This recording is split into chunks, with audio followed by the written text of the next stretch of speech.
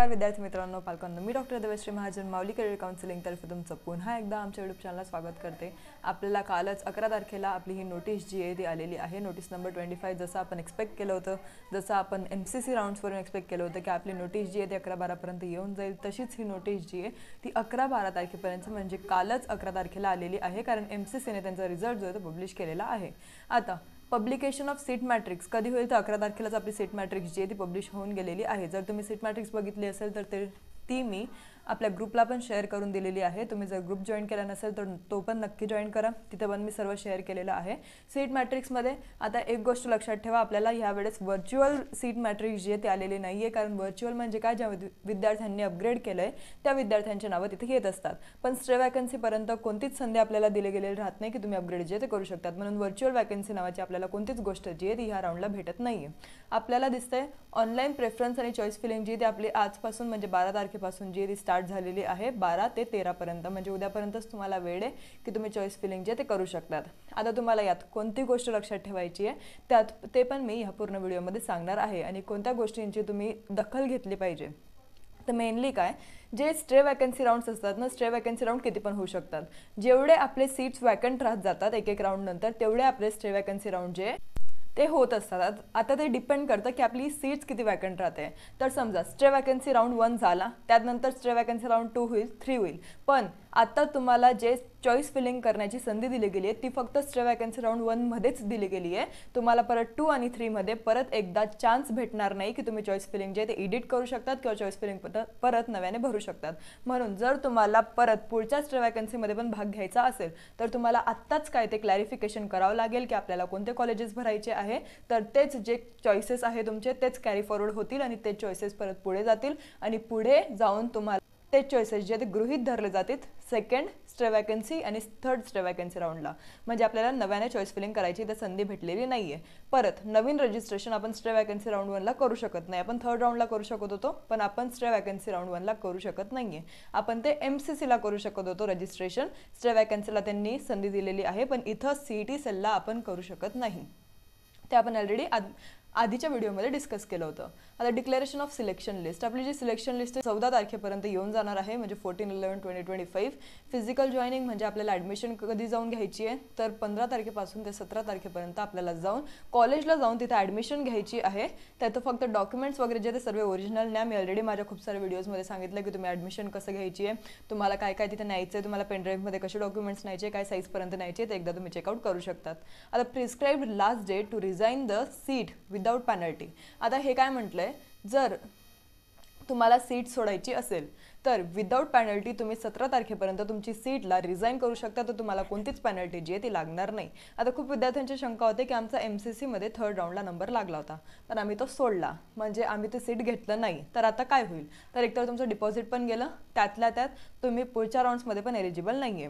तर त्याला विद्यार्थ्यांना खूप लोकांनी हे पण सांगितलं होतं की तुम्ही CET सेलला जे ते एलिजिबल राहू शकतात, पण तुम्ही CET सेलला पण एलिजिबल नाहीये, तुम्ही एकतर MCC मधून पण बाहेर पडलात आणि तुम्ही CET सेल म्हणजे सर्व स्टेट काउन्सिलिंग मधून पण बाहेर पडलेले आहात, तुम्ही आता इन एलिजिबल लिस्टमध्ये आलेले आहात, कारण तुम्हाला थर्ड राऊंडला सीट अलॉट झाली होती आणि ती भले तुम्ही घेऊ की नका घ्या, पण तुम्ही आता इन एलिजिबल ठरलेले आहात। एलिजिबिलिटी काय काय आहे कॅन्डिडेट्सची स्टे वॅकन्सी राऊंडला ते आपण बघून घेऊया, म्हणजे आपण सर्वच गोष्टी इन डिटेल डिस्कस करणार आहोत। त्यात आपले MBBSचे नवीन 100 सीट्स जे त्याचा इनटेक वाढलेला आहे, तर ते कोणत्या कॉलेजचा वाढला आहे, तुम्ही ते कसे टाकले पाहिजे ते पण आपण याच व्हिडिओमध्ये बघूयात। एलिजिबिलिटी काय आहे आता, NEET UG 2025 qualified candidates have registered but not been allotted a seat till CAP round 3, ज्या विद्यार्थ्यांनी रजिस्ट्रेशन केलेलं आहे पण त्यांना राऊंड 3 पर्यंत कोणतीच सीट जी ते अलॉट झालेली नाहीये, तेच विद्यार्थी स्टे वॅकन्सीला येऊ शकतात। Candidate should be eligible as per clause 4 of the information brochure, information ब्राउचरमध्ये जे क्लॉज 4 दिलेलं आहे त्यानुसार ते कॅन्डिडेट जे त्यांनी एलिजिबल राहिलं पाहिजे।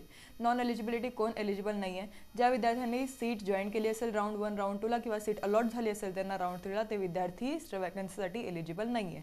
Candidates have join seat in round 1 round 2 are allotted a seat in CAP round 3 of all India quota, all India कोटामध्ये पण जर तुम्हाला फक्त अलॉट झाली असेल, जसं मी तुम्हाला आता सांगितलं की खूप विद्यार्थ्यांना शंका आहे, तर इथं स्ट्रेट फॉरवर्ड त्यांनी सांगितलेलं आहे, लिहून दिलेलं आहे की जर राऊंड 3 ला तुम्हाला ऑल इंडिया कोटा म्हणजे MCC मध्ये जर तुम्हाला सीट अलॉट पण झाली असेल तरी तुम्ही आता CET सेलसाठी एलिजिबल नाही आहात।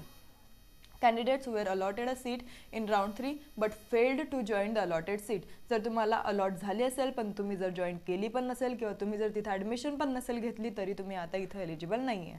Note, no new registration will be done for this CAP online stray vacancy round. Registration नव्याने दिले गेलेले नाही आहे. आपल्याला MCC मध्ये संधी होती की आपण नव्याने रजिस्ट्रेशन जे ते करू शकत होतो. Candidates will have to fill fresh choices for CAP round online stray vacancy round. Choice filled during round 3 will be null and void. The choices filled for online stray vacancy round 1 will be used for subsequent stray vacancy round. जसं मी तुम्हाला सांगितलं की एक गोष्ट तुम्हाला लक्षात ठेवायची आहे ती म्हणजे कोणती, तर ऑनलाईन स्टे वॅकन्सी राऊंडला तुम्हाला 1ला नव्याने चॉईस फिलिंग जी ती करायची आहे. तुमची जी राऊंड 3ची चॉईसेस ही नल अँड वॉइड ठरलेली आहे. पण जर तुम्ही स्टे वॅकन्सी 1ला चॉईस फिलिंग करत आहात तर लक्ष देऊन करा. कॉलेजेस जे ते भरत आहात ते सर्व नीट भरा, कारण जर तुम्हाला कॉलेज लागलं तुम्हाला ते घ्यावंच लागेल आणि तुम्हाला फक्त 1मध्ये चान्स दिले गेलेला आहे की तुम्ही चॉईस फिलिंग जे ते करू शकतात. This choices will be use for subsequent stay vacancy round. म्हणजे जे पुढील येणारे सबसिक्वेंट स्टे वॅकन्सी राऊंड्स राहतील त्याच्यासाठी पण तुमचे 1मध्ये भरलेले चॉईसेस यूज होतील आणि तेच कॅरी फॉरवर्ड होतील.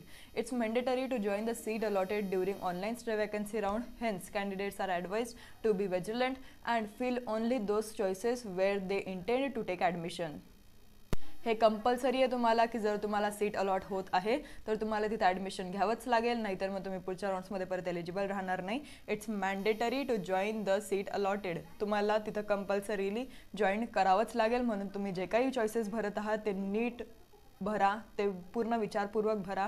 तुम्हाला परत तिथं एडिट करायचे चान्सेस भेटणार नाही, म्हणून जे काही करायचं ते आज उद्यामध्ये एकदम नीट ठरवून करा, कारण नंतर तुम्हाला कोणताच चान्स भेटणार नाही आणि नंतर रिग्रेट करायची वेळ नको यायला. तुम्हाला तिथे ॲडमिशन जे ते घ्यावंच लागेल. आता कोणते नवीन कॉलेजेस जे ते ॲड झालेले आहे, मेनली नव्याने कॉलेज ॲड झाले नाही आहे. आपले जे आधीचेच कॉलेज होते त्याच्यामध्ये आपले 50-50 सीट इनटेक जे ते ॲडिशनली आपल्याला दिसत आहे. तर ते कोणत्या कॉलेजला दिसत आहे ते आपण बघून घेऊया. तर मेनली 100 सीट्स जे ते ॲड झालेले आहे स्टे वॅकन्सी राऊंड 1ला ऑफ महाराष्ट्र 2025 काउन्सिलिंग MBBSसाठी. तर अश्विन रुरल मेडिकल कॉलेजचं जे सोलापूरचं कॉलेज आहे त्याच्यात 50 सीट्स जे ते इन्क्रीज झालेले आहात. आणि Malti multi speciality hospital medical college अकोलाचं न्यू प्रायव्हेट कॉलेज आहे, त्याचे आपल्याला 50चं सीट इंटेक जो दिसत आहे. अश्विनी रुरल मेडिकल कॉलेज सोलापूरचं हे ऑलरेडी एक्झिस्टेड कॉलेज होतं, याच्यात फक्त आपले जे सीट्स आहे ते नव्याने ॲड झालेले आहे. पण मालती मल्टी स्पेशालिटी जे आहे ते न्यू ह्या वर्षी आलेलं आहे आणि त्याच्यात आपल्याला दिसतोय की सध्या पुरता 50 सीट इंटेक तिथं आलेला आहे. म्हणजे स्टे वॅकन्सी राऊंड 1ला पण तुम्हाला 100 सीट इंटेक जो आहे तो ॲडिशनली भेटत आहे. म्हणजे तुमचे जे सीट भेटण्याचे चान्सेस आहे ते थोडेसे वाढू शकतात. 0.1% आपल्याला दिसत आहे की वाढलेले आहे. तर तुम्ही फक्त आता काउन्सिलिंग नीट करा, चॉईस फिलिंग नीट करा, चॉईस फिलिंगवर लक्ष द्या. आपल्याला परत चान्स भेटणार नाही आहे, या हिशोबाने तुम्ही चॉईस फिलिंग जे ते तुमची करा आणि आज उद्यामध्ये चॉईस फिलिंग कंप्लीट करा. 14 तारखेला आपला निकाल येणार आहे, तर 14 तारखेचा निकाल बघा. आणि आपलं जे आयुष काउन्सिलिंग आहे त्याची पण नोटीस आपल्याला लवकरात लवकर भेटेल, तर ती पण आपण लवकर बघूया. अजून तुम्हाला काही पण शंका असले ते पण नक्की आम्हाला कळवा आणि कमेंट सेक्शन सर्वांसाठी ऑनच आहे, त्याच्यात तुम्ही तुमची शंका जे आहे ते आम्हाला कळवू शकतात. धन्यवाद.